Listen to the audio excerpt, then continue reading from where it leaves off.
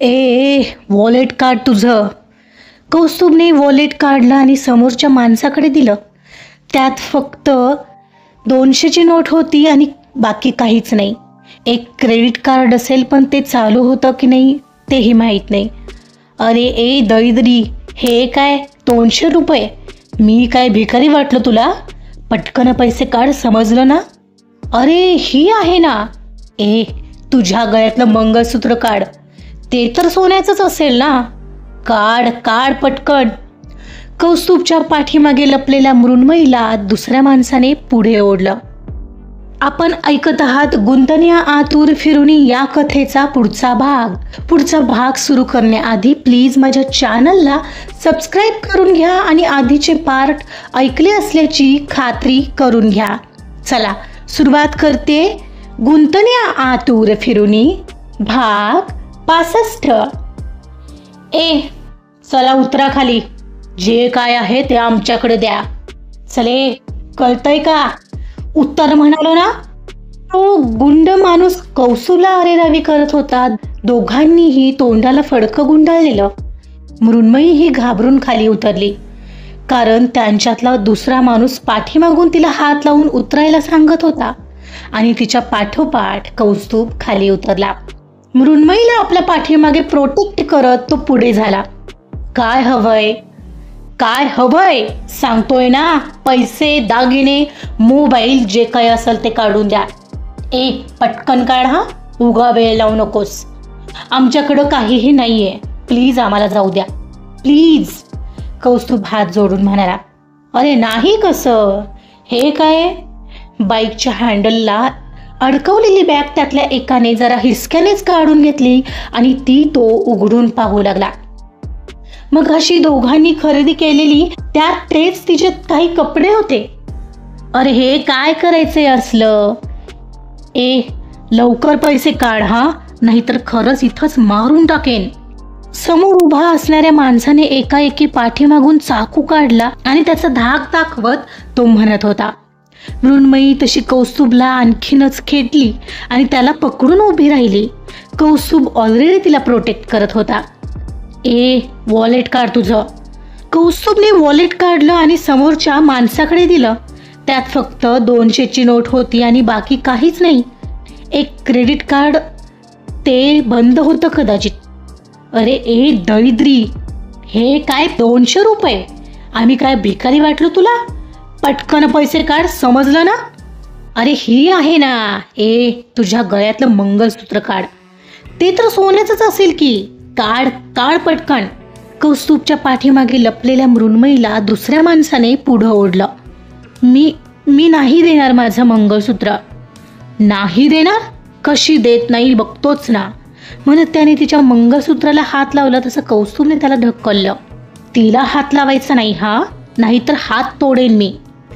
तिला हात लावायचा नाही काय? हा बघ लावला मी. काय करणार आहेस? एव्हाना पहिल्या व्यक्तीने तिला पाठीमागून पकडलं आणि तिच्या गळ्याला सुरा लावला. कौस्तुभ! ती एकदम घाबरून ओरडली. अरे फारच कडक दिसते रे ही. चल, पैसे नाहीत ना, हिला नेतो आम्ही सोबत. चालेल ना तुला? चल रे. त्याने दुसऱ्या माणसाला शिट्टी वाजवत बोलावलं तसं तिथे आणखी एक बाजूला लपलेला माणूस आला. आता तू मेलास म्हणत कौस्तुभ चिडून तिला पकडलेल्या त्या माणसावर धावणार तर मागच्या माणसाने येऊन त्याला पकडलं. त्याला तुम्ही बघा रे, मी हिला बघतो. चांगला बेदम हाना त्याला. मग हिला बघूया मिळून. तिच्यावर घाणेरड्या नजरेने पाहत म्हणाला तसं तिलाही फारच किळस वाटली आणि भीती सुद्धा. तो निघाला होता तिला घेऊन आणि ती मात्र तिथंच पाय रोवून होती, हलायलाच तयार नव्हती. सोडा मला, सोडा. ती सुटायचा प्रयत्न करत होती पण त्या माणसाची पकड घट्ट होती आणि आता ती 2 माणसं एका पाठोपाठ कौस्तुभला मारायला पाहत होते आणि कौस्तुभ त्याच्या मारास जशाच तसा प्रतिसाद देतोय पाहून ते आणखी चवताळत होते. इकडे तो माणूस तिला नको तिथं स्पर्श करू पाहत होता आणि ती त्याचा हात झटकायची. तिच्या आता डोक्यात तिडीक जाऊ लागलेली. शिवाय कौस्तुभ त्या माणसांना मारण्यात गुंतलेला, तिचं सतत त्याच्याकडेही लक्ष होतं. त्या माणसाचा हात कमरेला लागला आणि त्या क्षणाला तिनं घट्ट डोळे मिटले. हॉरिबल वगैरे काही नसतं ग. ती आपल्या मनाची भीती असते फक्त. ती एकदा निघाली की झालं. कौस्तुभचे ते शब्द तिला यावेळेस का माहीत का उगाचच आठवले. आता जेव्हा तिनं डोळे उघडले ते अगदी डोळ्यात अंगार घेऊनच. त्याच्या हातातला ढिल्ला पडलेला सुरा तिनं पटकन काढून घेतला आणि तसाच त्याच्या मांडीवर जोराने वार केला. आ आ तो विवळला.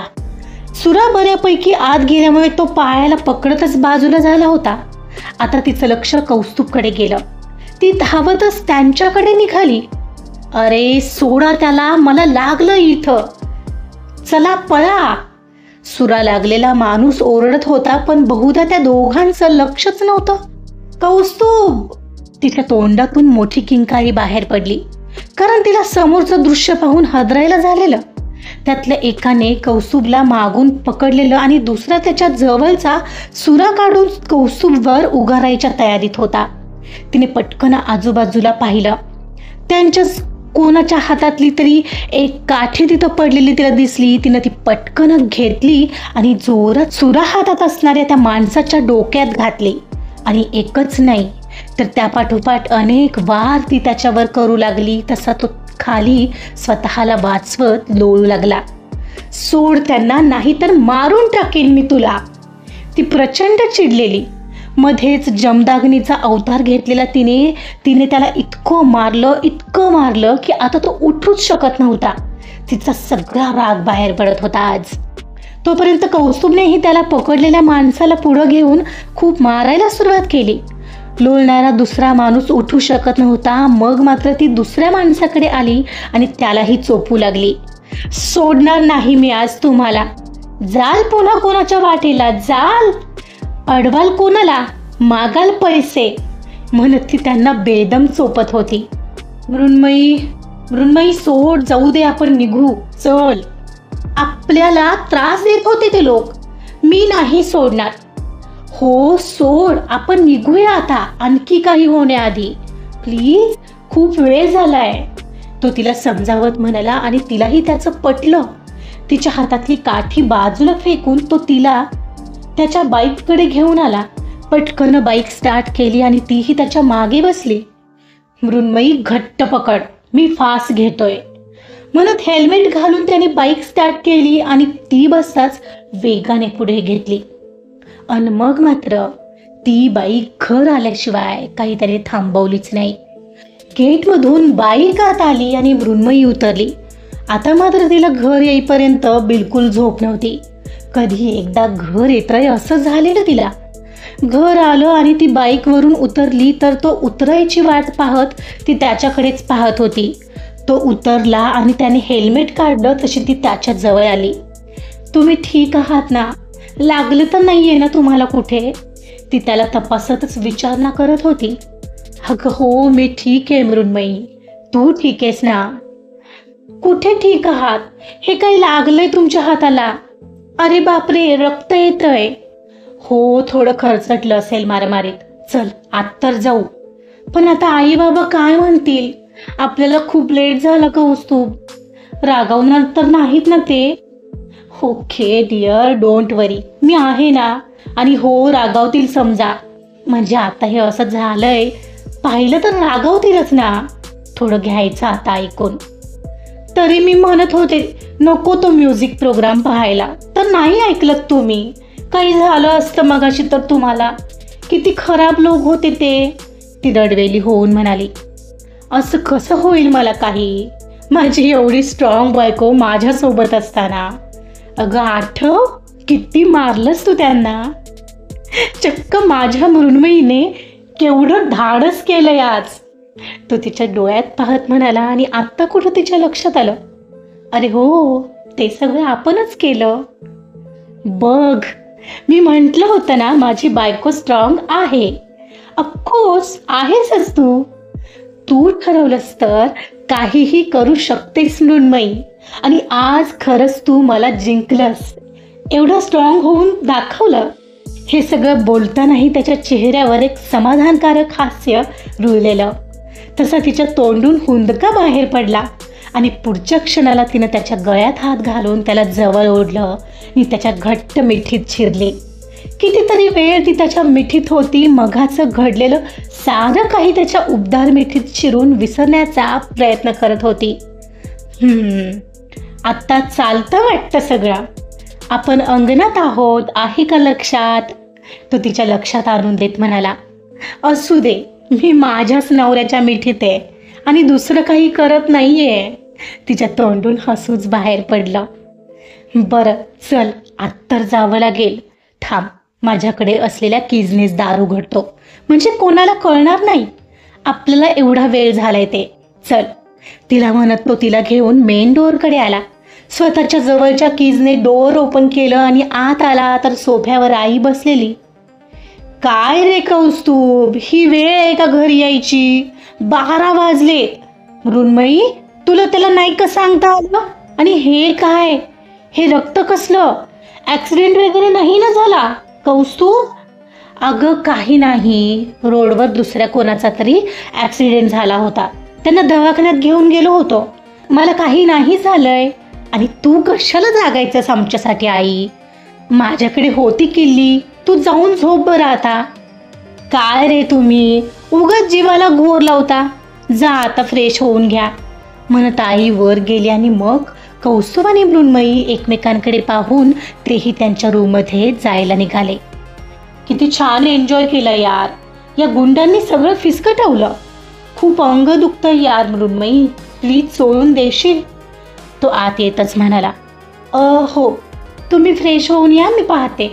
आणि आधी त्या हाताला किती लागले ते पाहू द्या.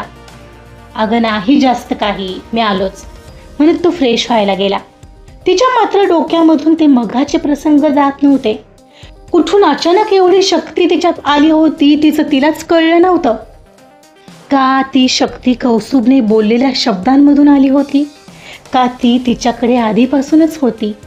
हो, ती होती माझ्याकडे, बस मी तिचा उपयोग कधी केला नव्हता. होतं ना असं, आपल्याकडे खूप साऱ्या शक्ती असतात, पण नेमक्या वेळेला वापरायच्या आपण विसरूनच जातो. बस कौस्तुभने दिलेल्या विश्वासामुळे ती बाहेर आली. हे सुद्धा फक्त कौस्तुभमुळे. I love you Kaustubh, I love you so much. काय एकटीच का हसतेस?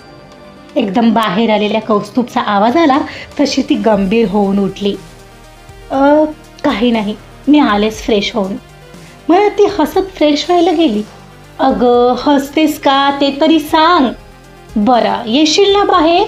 मग तर सांगावंच लागेल, तो तिला म्हणत होता. दोघांच्याही गालात गडद होत चाललेली स्माईल होती आणि आता दोघातला तो बॉन्डही अगदी घट्ट होऊ लागलेला. आजचा पार्ट इथंच संपलेला आहे. मृण्मयीचं इतकं स्ट्रॉंग होणं तुम्हाला आवडलं का? बघितलं, शक्ती आपल्यात असते, फक्त आपण तिचा वापर योग्य वेळी करत नाही.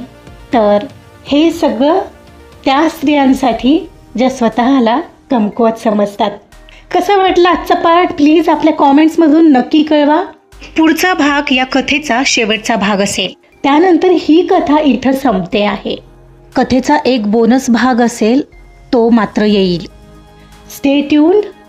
लवकरच नवीन कथा घेऊन येत आहे, तर तयार आहात ना? ऐकत रहा गुंतनिया आतुर फिरुनी. कथा आवडत असेल तर प्लीज लाईक करा, सबस्क्राईब करा आणि शेअर सुद्धा करा. Thank you so much.